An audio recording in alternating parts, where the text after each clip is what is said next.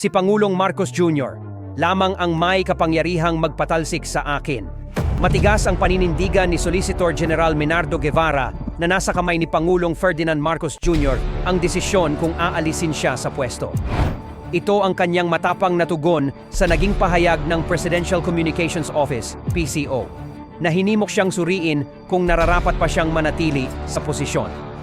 Ang kontrobersya ay nagugat matapos tanggihan ng kanyang opisina na katawanin ang mga ahensya ng gobyerno sa Korte Suprema kaugnay ng petisyong inihain ng kampo ni dating Pangulong Rodrigo Duterte. Dahil dito lumitaw ang mga agam-agam sa kanyang pananatili bilang Solgen. Ngunit ayon kay Guevara, hindi siya basta-basta magbibitiw sa pwesto dahil ang huling salita ay nasa Pangulo.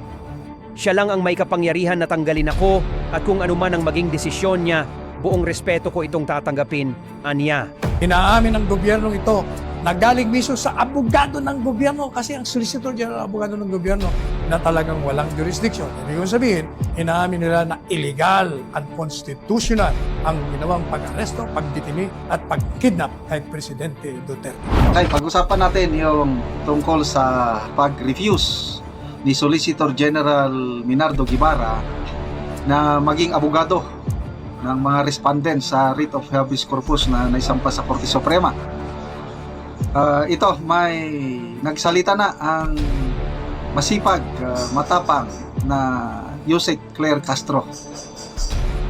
Sa post ni Dr. Richard and Erica Mata, isinare nila ang Inquirer.net na post, posted 59 minutes ago. So ito yung Inquirer.net. Basahin ko. In a press briefing, Palace Press Officer Claire Castro says Solicitor General Menardo Guevara should assess himself if he is still fit to be the government's chief lawyer. Nako, medyo mabigat ito, no? may ibig sabihin. Bakit ayaw mong maging abogado? Are you still fit? Nako, ang tindi na. Matindi ito. Castro points out that the OSG's manifestation to recuse itself from representing government officials named as respondents in consolidated habeas corpus petitions filed by Duterte camp, Solgen never mentioned that he is against PH cooperation with Interpol. Castro says respondents to get new lawyers to represent them in petitions, but says they have not yet discussed if this will be government or private legal counsels. Castro says it is very important for government to get government lawyers who are very competent and effective in defending government. She points out that it was Guevara who said OSG may not be able to effectively represent respondents in petitions. Castro also maintains that Rome Statute was previously enforced, contrary to claims that ICC never had jurisdiction over PH. Kung hindi ito nag-take effect, sabi niya, bakit sila nag-withdraw in the first place? Okay. Via Julie M. Aurelio, Philippine Daily Inquirer. Okay, so doon ako na attract sa sabi niya na Guevara should assess himself if he is still fit to be government chief lawyer. Anong ibig sabihin nito? Pahiwatig na shape up or pack up?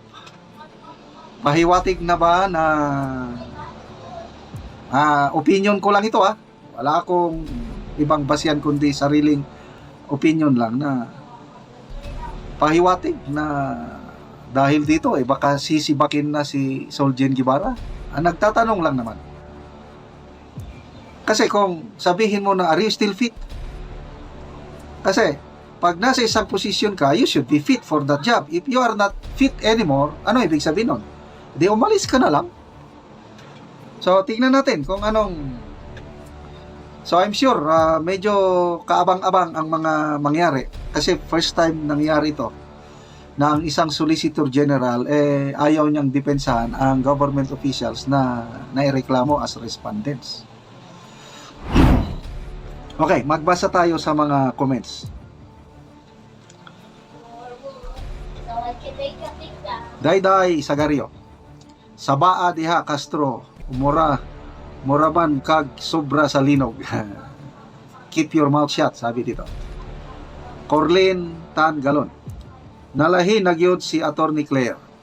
Believe kaayo ko ani sa una kay on point mo banat based on the rule of law, construction sa iyang mga vlogs, constitution pala. Sa pagkayusik niya karon iya na inaatake is Truman effect na o agion niya sa pagkaminaldita motubag. Dati, believe na siya kay Attorney Castro nung vlogger pa siya. Ngayon, hindi na. Dahil minaldita. Julie Piedad. Sinasabi ko talaga kung hindi yan taktika nila battle of traitors ang mangyayari dyan. Paul T. Tang. Pati Solgen, hindi kayo sinusuportahan. Aminin nyo na lang na nagkamali ang BBM admin. Okay, may latest vlog ako kanina, baka hindi nyo napanood. Si Secretary Boying Remulla, may pahayag siya nung budget deliberation last year, 2024. Tinanong siya kung pagdating ng ICC, mag-serve ng warrant of arrest, pagdating ng Interpol, anong gagawin? In no uncertain terms, sabi ni Secretary Boying Remulla na ICC or Interpol, whatever it is, foreign entities must go through local courts. Recorded yan sa budget deliberation na i-publish yung mga statement niya sa Daily Tribune. So, alam ni Secretary Boying na hindi basta-basta ma-enforce ang ICC warrant of arrest dito kung hindi dadaan sa local courts. As stated in Article 59 ng ICC rules. Alam niya. Kasi sinabi niya last year. Bakit ngayon hindi naman nasunod? So, yan. Paliwanag nila ngayon sa writ of habeas corpus sa talagang matinding balitaktakan yan sa Korte Suprema. So, ang tanong, sino ang magiging abogado? Kasamang respondent si Secretary Remulla, General Marbil and General Torre. Sino kaya ang kasing galing Solgen Guevara na mag-represent sa kanila sa kaso sa Supreme Court?